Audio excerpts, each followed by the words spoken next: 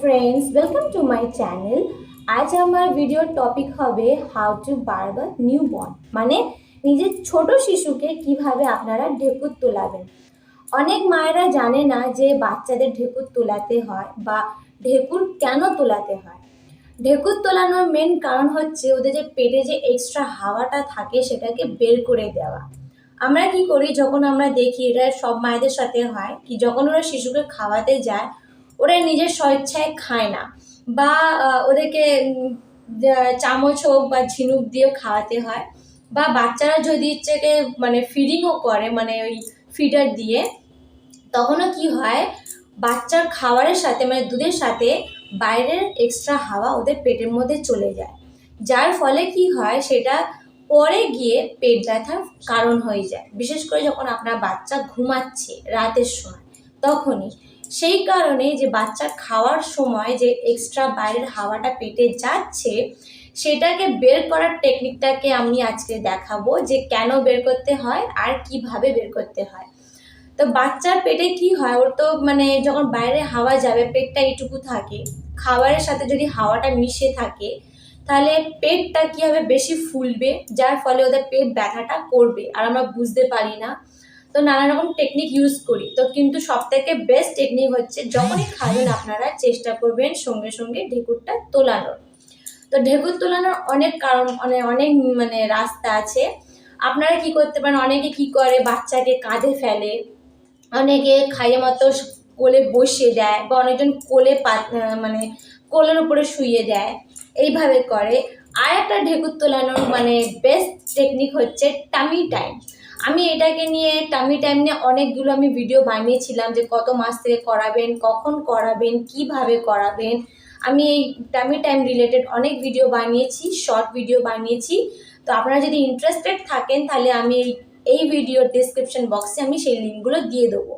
তো tummy time করালেও কি হয়, বাচ্চার মানে পেটে যে এক্সট্রা হাওয়া থাকে সেটা ওটা বেরিয়ে যায়, যার ফলে পেট ব্যথা করে না। প্লাস টামি টাইমের অনেক উপকার আছে, সেগুলো সব আমি বলেছিলাম।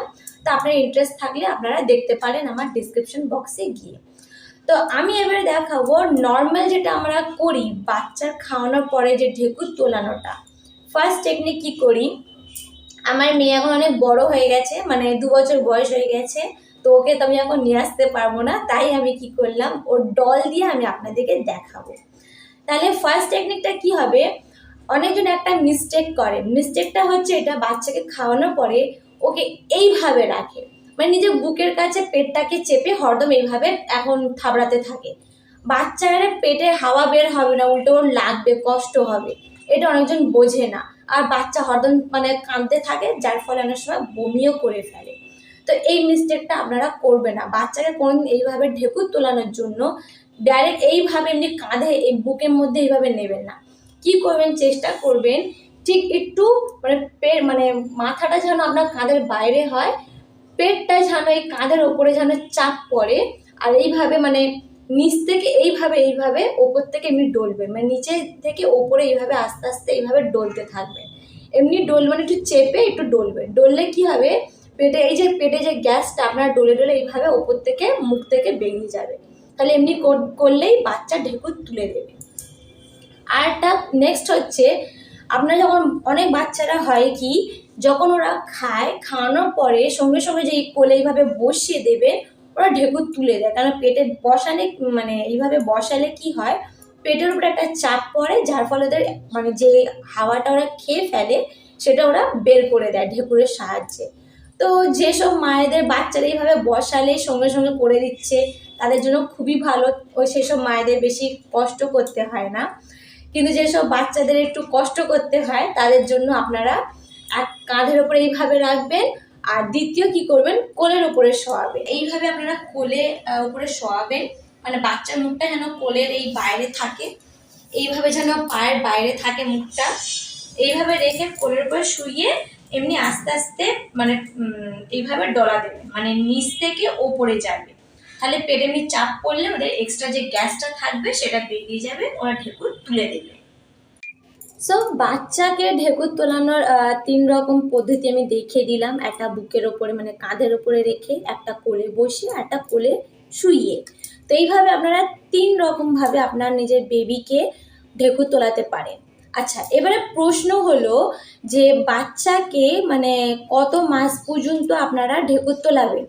তা আপনার বাচ্চা যতদিন 6 মাস পর্যন্ত আপনি ঢেকুর তোলাতে পারেন, আর তার বেশি হলেও ক্ষতি নেই। কারণ ঢেকুর তোলানোর মেন কারণটা হচ্ছে পেটের এক্সট্রা গ্যাসটাকে বাইরে বের করে দেওয়া। অনেক মায়েরা বলে আমার বাচ্চার তো ঢেকুর বেশি ওঠে না। কেন এই জন্য ওঠে না? কারণ ওরা তাহলে যখন খাচ্ছে, খাওয়ার সময় ওরা বেশি হাওয়াটা ওদের পেটে যাচ্ছে না, সেই কারণে ওদের ঢেকুরটা সহজে উঠছে না বা ঢেকুর ওঠেই না। কিন্তু তাও চেষ্টা করবেন ঢেকুরটা তোলার।